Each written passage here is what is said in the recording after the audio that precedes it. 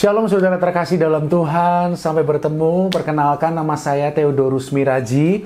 Saya salah satu dosen di Sekolah Tinggi Teologi Berea Salatiga, yang tentu suatu hari nanti ketika keadaan sudah membaik, kita akan bisa bersama-sama berjumpa di kampus kita tercinta di kota Salatiga.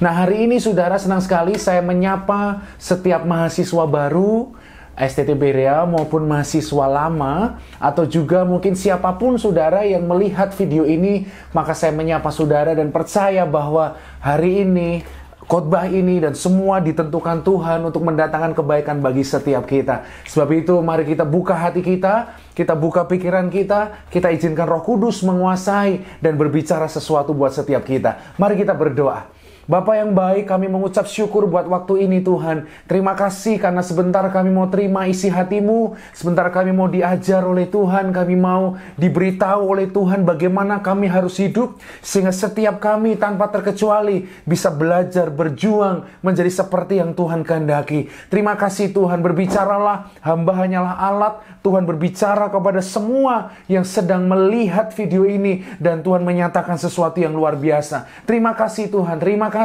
Terpujilah Engkau. Di dalam nama Yesus kami berdoa dan mengucap syukur. Haleluya. Amin.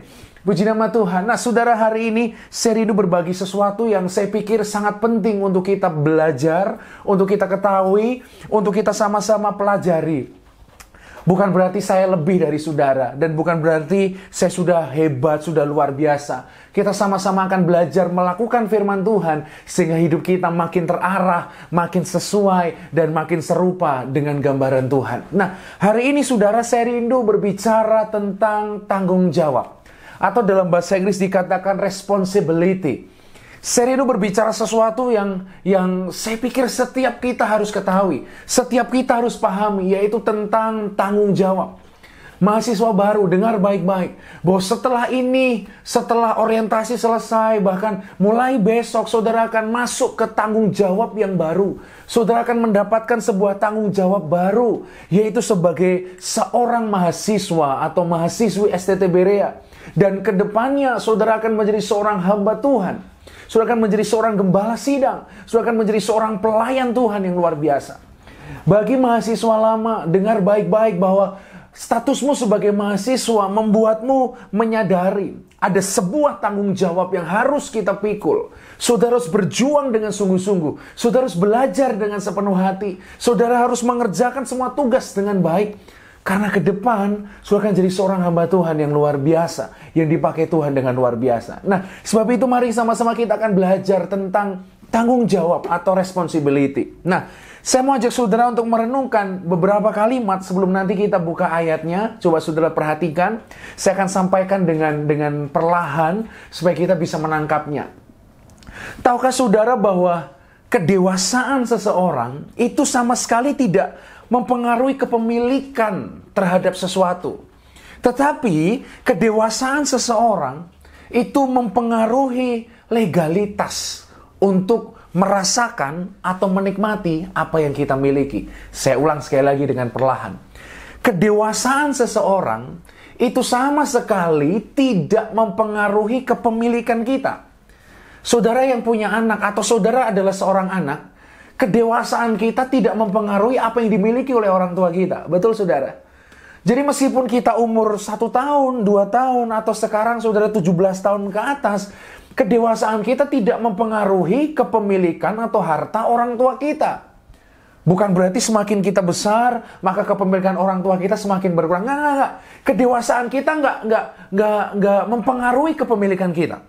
Contoh, supaya saudara lebih gampang untuk memahami. Seorang anak ya yang orang tuanya punya mobil, apalagi kalau anak tunggal, orang tuanya pasti berkata, "Nak, nanti ketika kamu sudah besar, kamu akan dapat mobil ini."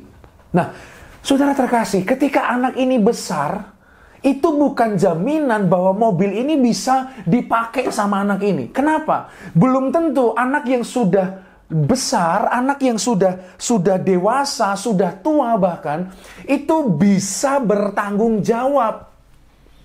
Belum tentu anak yang sudah 17 tahun ke atas pasti dikatakan bertanggung jawab. Sehingga kedewasaan kita tidak mempengaruhi kepemilikan kita, namun mempengaruhi legalitas atau akses kita menikmati apa yang sebenarnya kita miliki. Maksud saya apa? Saudara dengar baik-baik. Tuhan punya rencana luar biasa buat saudara. Tuhan punya segala macam berkat buat saudara. Tapi dengar, kedewasaanmu akan sangat menentukan apakah saudara bisa menikmati segala berkat yang Tuhan sediakan. Tuhan percayakan saudara untuk kuliah di Berea. Tapi dengar, bagaimana saudara bisa menikmati kuliahmu di Berea tergantung bagaimana saudara bisa bertanggung jawab ketika saudara menjadi seorang mahasiswa. Belum tentu kok. Gini, maksud saya begini. Ketika saudara jadi seorang mahasiswa, apapun yang terjadi, saudara tetap mahasiswa. Statusmu tetap mahasiswa. Saudara punya KTM, saudara tetap punya buku, saudara tetap punya tugas. Tetapi bagaimana kita menikmati apa yang kita miliki, bagaimana saudara menikmati masa-masa kuliahmu akan sangat ditentukan dengan seberapa kita bisa bertanggung jawab. Saya mau katakan sesuatu yang mungkin sedikit gak enak. Dengar baik-baik, saudara. Bahkan kedewasaan kita, umur kita, tidak menentukan atau tidak ditentukan dari pemeliharaan Tuhan. Saya ulang. Kedewasaan kita tidak ditentukan dari pemeliharaan Tuhan atau seberapa kaya kita. Seberapa kita punya uang, seberapa kita punya harta. Tetapi, saudara, kedewasaan kita diukur dari seberapa Tuhan mempercayakan tanggung jawab buat setiap kita. Belum tentu kok orang yang kaya raya Tuhan percayakan sesuatu. Tapi hari ini, saudara, ketika Tuhan mempercayakan kita sebuah tanggung jawab, ketika Tuhan mempercayakan kita sesuatu, maka di hadapan Tuhan kita sudah siap dan kita dewasa dan kita sudah mampu untuk menggunakan apa yang Tuhan percayakan bagi kemuliaan-Nya. Jadi hari ini, saya mau ajak kita untuk berbicara tentang tanggung jawab ini. Saudara harus paham bahwa apa yang Tuhan kerjakan buat saudara. Tuhan buka jalan, Tuhan berikan sponsor supaya kita bisa kuliah, supaya kita bisa belajar di STT Berea. Tetapi bagaimana saudara menikmatinya, tergantung seberapa besar saudara memiliki rasa tanggung jawab.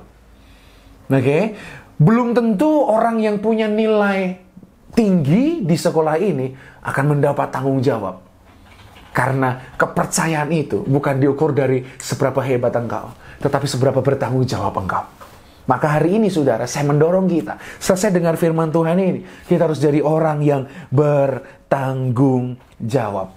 Karena seberapa besar tanggung jawab kita di hadapan Tuhan akan menentukan seberapa besar Tuhan bisa mempercayakan sesuatu buat kita. Saya percaya, saudara sedang melihat tayangan ini. Tuhan pengen lakukan sesuatu yang dahsyat melalui hidup saudara. Tuhan pengen mengerjakan mujizat melalui hidup saudara. Tuhan pengen membuat saudara jadi hamba Tuhan besar. Tuhan ingin membuat saudara menjadi seorang gembala sidang yang dipercayakan sesuatu yang luar biasa. Mulai dari ketika saudara kuliah di STT Berea, dengar baik-baik, jadilah pribadi yang bertanggung jawab. Setiap tugas sekecil apapun yang akan saudara terima di sini, saudara lakukan dengan sungguh-sungguh. Setiap tugas kelas yang saudara dapatkan, setiap tugas mata kuliah yang saudara harus kerjakan dengan sebaik-baiknya. Percayalah, Tuhan lihat. Dan ketika Tuhan melihat kesungguhan kita, Tuhan melihat tanggung jawab kita, pasti Tuhan akan mempercayakan kepada kita perkara-perkara yang luar biasa. Kalau dari kuliah Tuhan lihat kita, aduh kuliah nggak sungguh-sungguh, kuliah demerit terus, kuliah terus melanggar, kuliah kerjakan tugas nggak sungguh-sungguh. Bagaimana dengan pelayanan kita ke depan?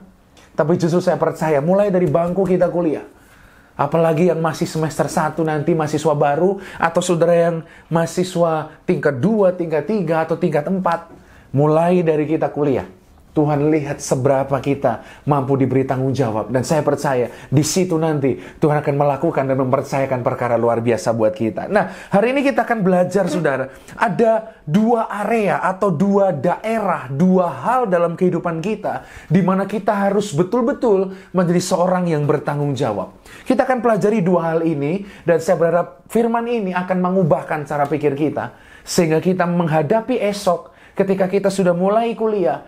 Kita siap kuliah sebagai orang yang bertanggung jawab. Boleh sama-sama katakan, taruh tanganmu di dada dan berkata, saya harus tanggung jawab. Sekali lagi saudara katakan, saya harus tanggung jawab.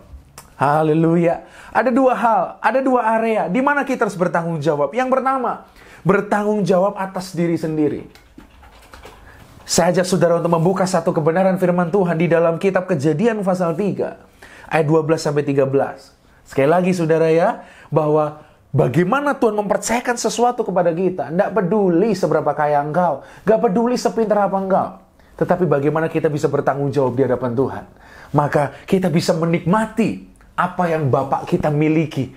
Kita bisa menikmati mobil dalam tanda kutip dari Bapak kita adalah ketika kita bertanggung jawab. Yang pertama, tanggung jawab atas diri sendiri. Kejadian pasal 3 ayat 12-13. Kejadian pasal 3 ayat 12-13. Demikian firman Tuhan.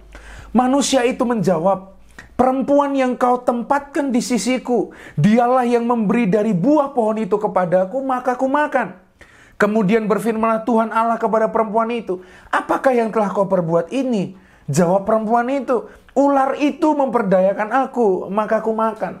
Nah saudara terkasih dalam Tuhan, kita tentu nggak asing dengan peristiwa ini, yaitu ketika manusia jatuh dalam dosa. Adam dan Hawa jatuh dalam dosa. Mereka melanggar apa yang Tuhan perintahkan. Tuhan bilang, jangan makan buah pengetahuan baik dan jahat. Namun karena tergoda oleh iblis yang waktu itu datang dalam bentuk ular, maka Hawa jatuh dalam dosa. Ketika Hawa jatuh dalam dosa, dia geret Adam untuk jatuh dalam dosa. Tetapi dari peristiwa ini ada satu sudut pandang baru yang Tuhan mau singkapkan buat saudara. Bahwa sebenarnya peristiwa ini juga mengajarkan kepada kita tentang tanggung jawab. Saudara perhatikan apa yang jadi jawaban Adam. Ketika Tuhan bertanya, Adam, apa yang sudah kau perbuat? Jawaban Adam, saudara, perhatikan ini. Perempuan. Adam tidak bertanggung jawab, dia tidak take responsibility, dia nggak menanggung apa yang sudah dia lakukan. Namun dia berkata, Tuhan, semua karena perempuan itu, semua karena perempuan ini, semua karena Hawa. Padahal sebenarnya saudara, kalau kita lihat, Adam memakan buah itu dengan sadar, dengan keinginannya sendiri, dengan keputusannya sendiri. Namun waktu itu, di peristiwa ini, Adam menolak bertanggung jawab. Dan dia berkata, perempuan yang kau tempatkan. Sudah perhatikan, bahwa yang disalahkan Adam bukan cuma perempuan itu, tapi juga Tuhan. Perhatikan jawabannya. Perempuan yang kau tempatkan. Sudah bayangkan itu. Adam mencoba menyalahkan keadaan. Dia berkata, perempuan yang kau tempatkan Tuhan.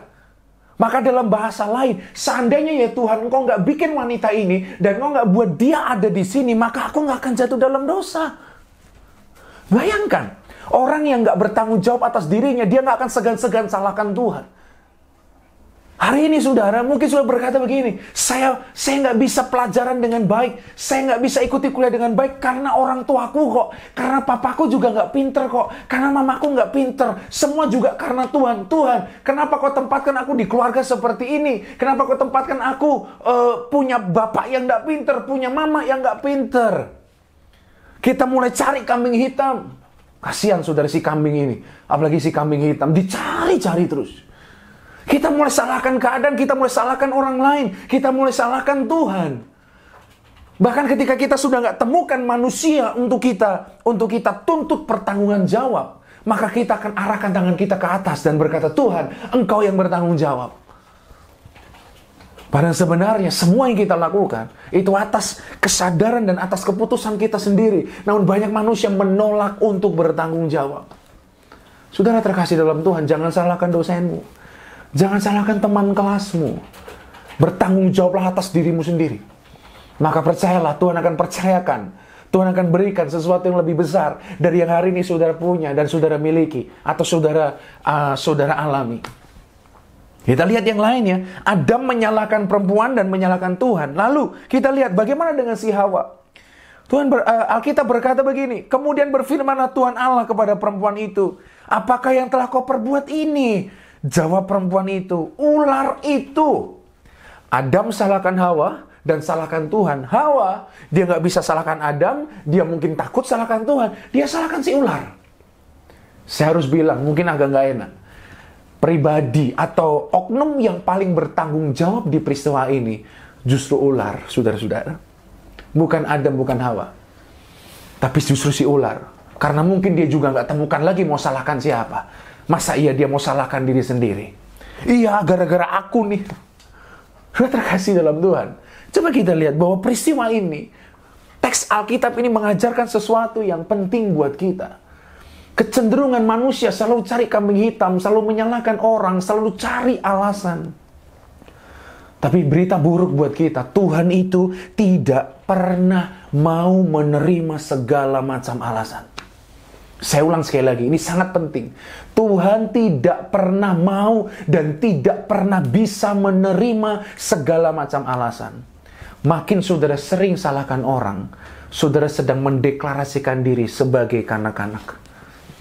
Tapi orang yang bertanggung jawab, orang yang sadar posisinya, orang yang sadar betapa besar Tuhan dalam dirinya, dia nggak akan cari orang lain ketika melakukan kesalahan. Dia akan berdiri dan berkata, iya ini kesalahanku, maka aku mengakuinya dan aku akan memperbaikinya.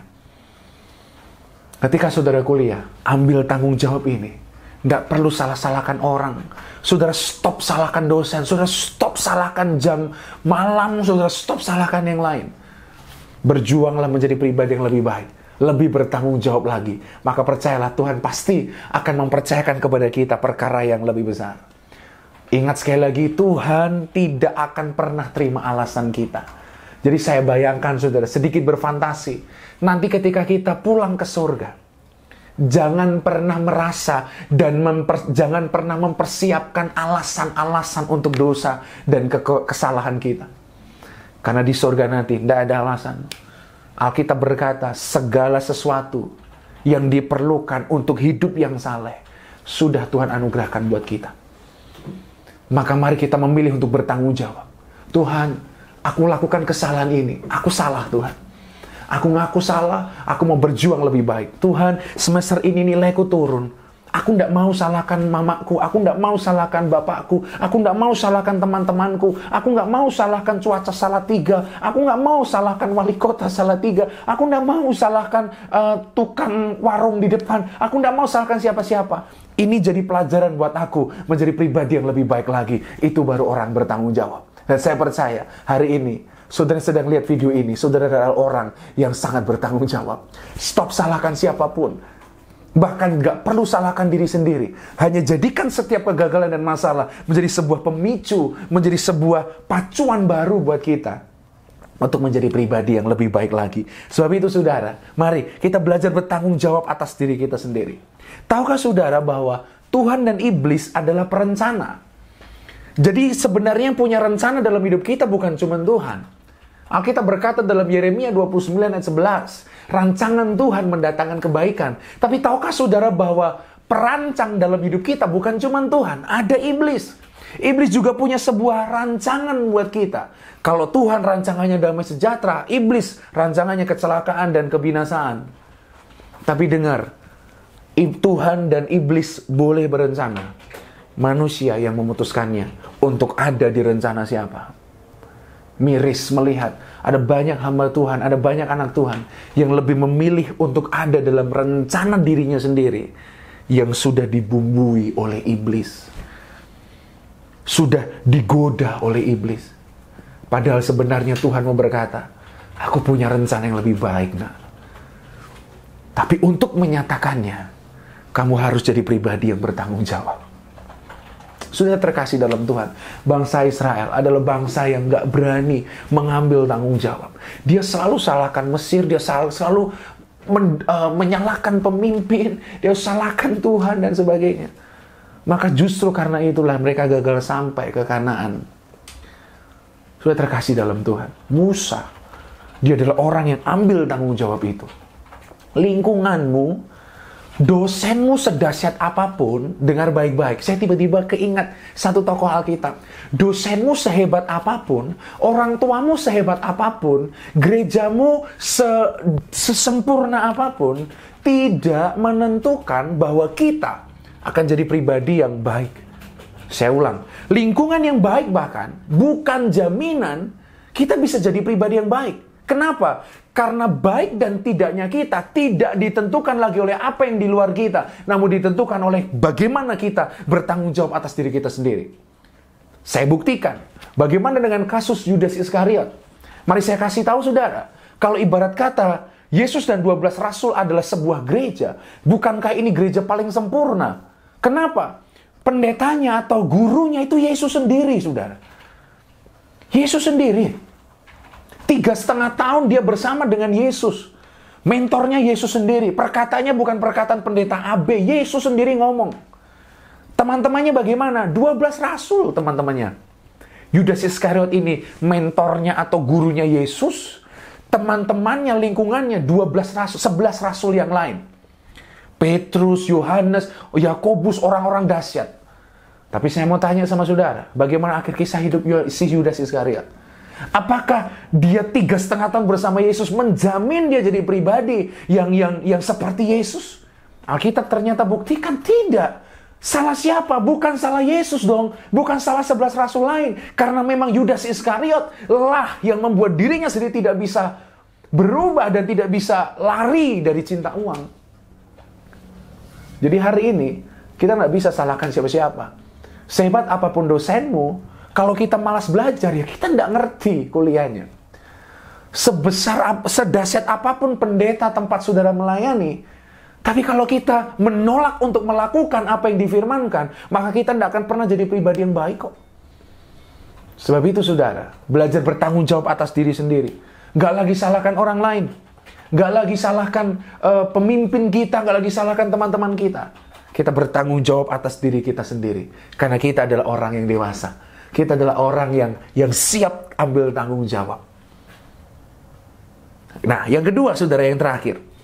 Tanggung jawab di area apa yang harus kita miliki? Yang kedua adalah tanggung jawab atas orang lain. Tadi saya katakan di yang pertama, tanggung jawab di area diri sendiri, bertanggung jawab atas diri sendiri.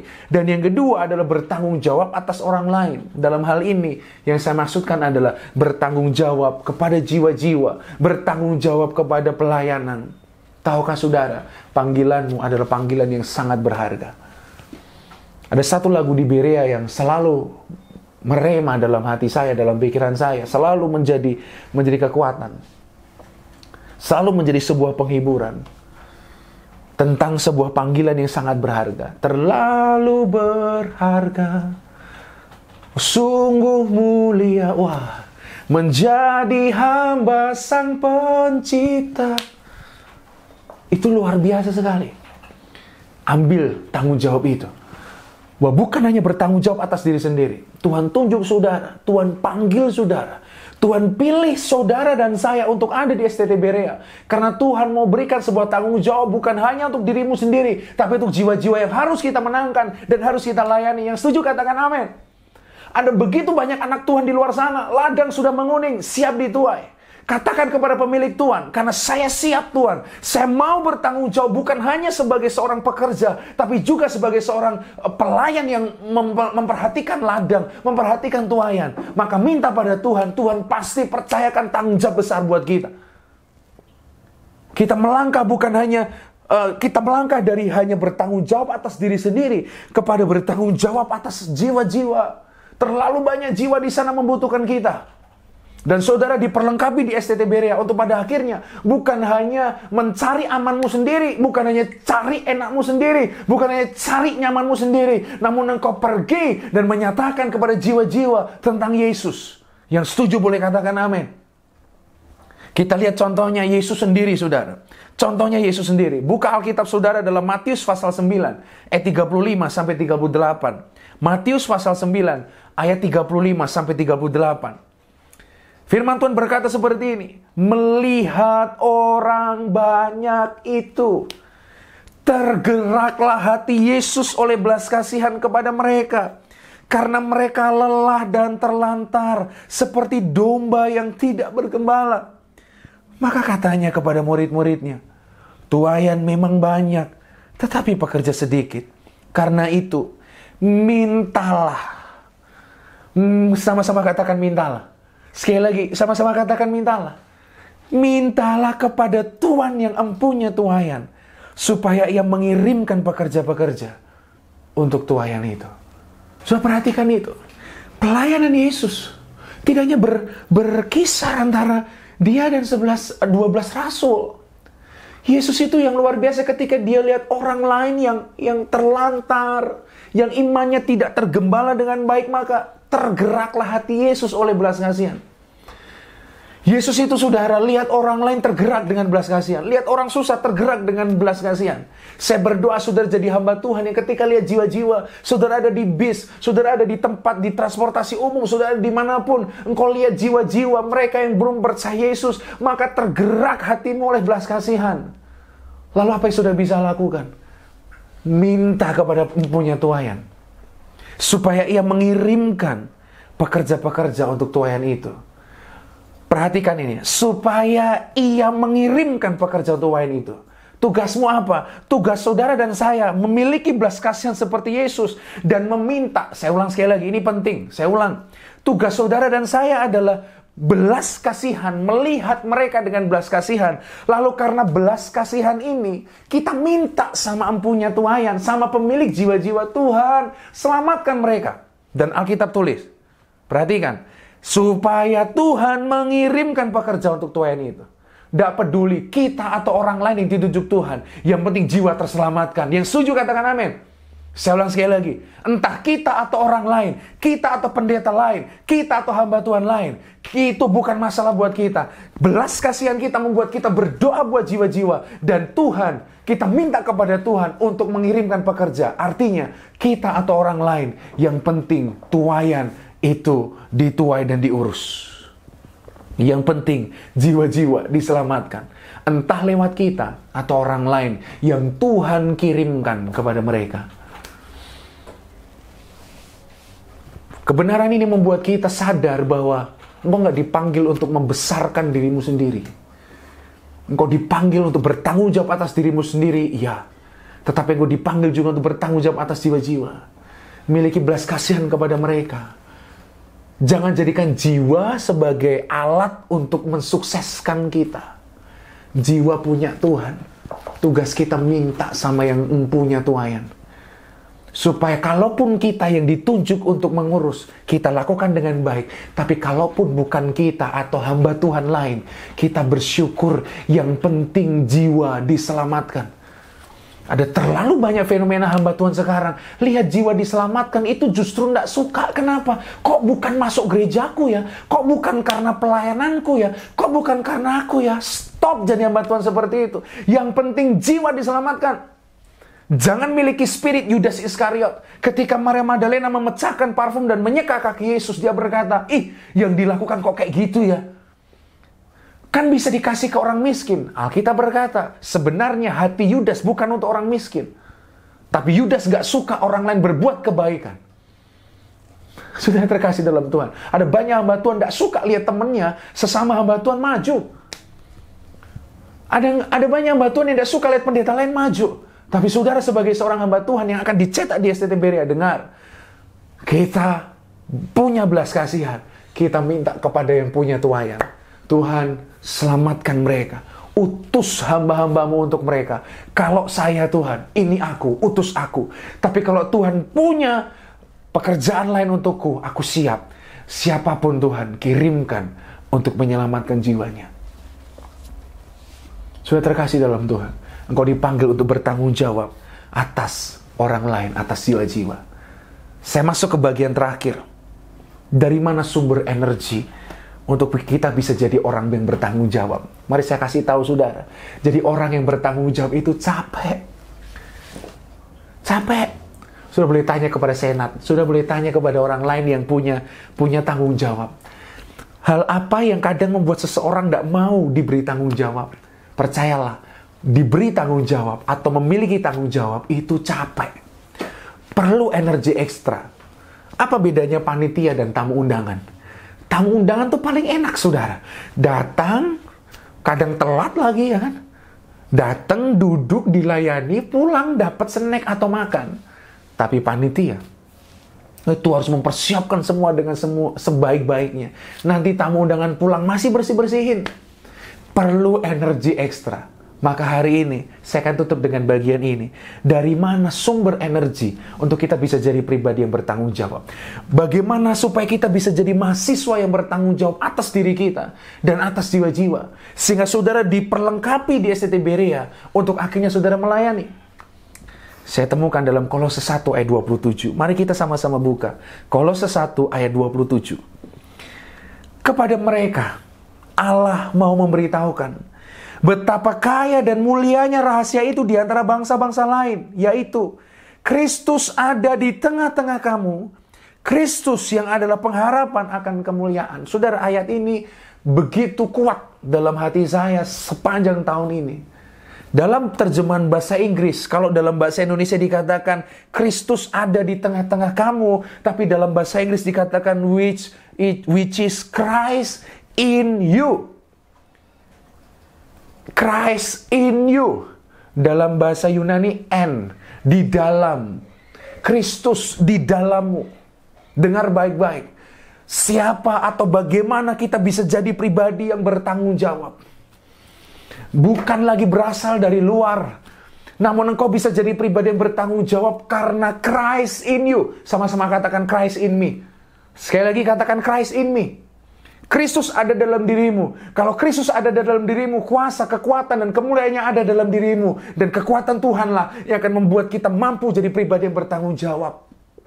Kekuatan Tuhanlah yang membuat kita akan mampu berkata, Tuhan, oke, terima kasih buat peristiwa yang sedang kualami. Aku siap jadi pribadi yang lebih baik lagi, Tuhan. Aku ambil tanggung jawabnya. I took my responsibility to be a better person. Untuk menjadi pribadi yang lebih baik lagi ke depannya. Dan Tuhan, aku gak cuma mau egois. Aku lihat jiwa hatiku penuh belas kasihan. Tuhan, tolong selamatkan mereka. Pakai aku kalau Tuhan mau pakai aku. Tapi kalau Tuhan punya rencana lain untuk dia, pakai siapapun untuk menyelamatkan jiwanya. Itu baru orang yang bertanggung jawab. Dari mana kita bisa punya energi seperti itu? Kesadaran akan kehadiran dan realita Kristus dalam dirimu akan membuatmu kuat. Sudah terkasih dalam Tuhan. Mulai hari ini, sudah mungkin berkata gini, susah jadi orang bertanggung jawab. Maka izinkan saya berkata, engkau pasti bisa bertanggung jawab. Kok bisa? Kenapa Pak Theo yakin saya bisa jadi bertanggung jawab? Because Christ in you. Kristus ada di dalammu. Dialah akan memberikan kekuatan kepada kita. Ayat terakhir kita, saudara. Ayat terakhir kita. Ayub 42, ayat 5-6. Ayat ini akan menyingkapkan sesuatu buat kita. Ayub 42, ayat 5-6. Hanya dari kata orang saja aku mendengar tentang engkau. Tetapi sekarang mataku memandang engkau. Oleh sebab itu aku mencabut perkataanku dan dengan menyesal aku duduk dalam debu dan abu. Apa yang membuat si Ayub ini dalam menghadapi penderitaan? Memang dia berhasil, iya. Namun dia begitu hancur, begitu remuk, dia sempat salahkan orang lain. Bahkan kalau saudara baca Ayub, dia salahkan hari kelahirannya. Coba saudara, sudah salahkan hari kelahiranmu. Terkutuklah hari kelahiranku. Wow, dia salahkan orang lain, dia salahkan keadaan, dia salahkan mungkin. Kenapa Tuhan? Dia bertanya, kenapa harus seperti ini?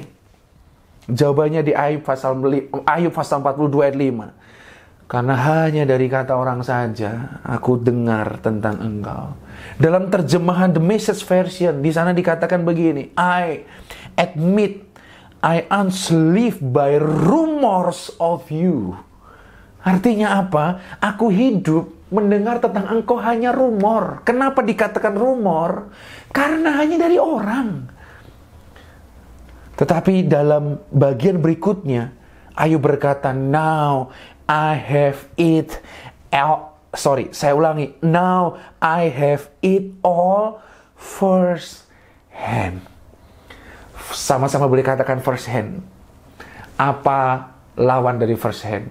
Second hand. Sudah terkasih dalam Tuhan. Second hand adalah barang bekas yang orang lain dulu pakai, lalu kita. Kalau iman kita selalu dari orang, pertumbuhan rohanimu ditentukan dari orang lain, maka saudara hanya dengar Tuhan sebatas rumor. Tapi hari ini, Tuhan ada dalam dirimu. Christ in you. So, engkau memiliki Tuhan. Bukan second hand, but first hand. Sadari, Christ in you. Tuhan ada dalam diri saudara. Rasakan dan alami kuasanya. First hand. Dengan mata kepala saudara sendiri. Dengan hidup saudara sendiri. Saudara nggak lagi akan dikuatkan hanya. Perhatikan kata hanya dari kesaksian orang. Namun sudah dikuatkan dari pengalamanmu bersama Tuhan. Dari situ, engkau akan punya kekuatan untuk bisa jadi pribadi yang bertanggung jawab. Dan menariknya, kalau saudara pelajari kisah Ayub, setelah dia menyadari realita Kristus dalam dirinya, dia diproses oleh Tuhan. Alkitab berkata, apa yang didapat Ayub 2 kali lipat dari apa yang sebelumnya dia miliki. Artinya saudara, hari ini, saya nggak tahu apa proses Tuhan dalam diri saudara, tapi jadilah pribadi yang bertanggung jawab. STT Berea akan jadi tempat yang tepat untuk saudara diproses. Jadilah pribadi yang bertanggung jawab. Dari mana aku bisa jadi pribadi yang bertanggung jawab? Christ in you. Dan lihatlah, ketika saudara menyadari itu, saudara hidup dalam tanggung jawab atas diri dan atas jiwa-jiwa. Selesai dari STT Berea, seperti Ayub dapat 2 kali lipat, maka Tuhan akan mempercayakan pelayanan dan perkara-perkara yang lebih besar dalam hidup saudara. Yang percaya boleh katakan amin. Maka kita siap untuk mengambil keputusan hari ini, menjadi pribadi yang bertanggung jawab. Di akhir orientasi hari ini, saya cuma mau semua saudara sudah dengar tentang STT Berea. Dari akademik, keuangan, kemahasiswaan, pelayanan, semua saudara sudah dengar. Satu yang kita putuskan hari ini, Tuhan, aku siap jadi pribadi yang bertanggung jawab. Aku mau jadi pribadi yang bertanggung jawab. Bukan untuk sok-sokan, supaya aku bisa mengalami, aku bisa menikmati apa yang Tuhan sudah percayakan kepada aku di STT Berea. Dan saya percaya, kau bisa jadi pribadi bertanggung jawab atas dirimu sendiri. Kau bisa jadi pribadi bertanggung jawab atas jiwa-jiwa. Because Christ in you. Dan ketika kita menang, kita siap untuk tanggung jawab yang lebih besar. Kepercayaan Tuhan yang lebih besar. Mari, tutup tanganmu, tutup matamu dan lipat tanganmu. Mari kita berdoa.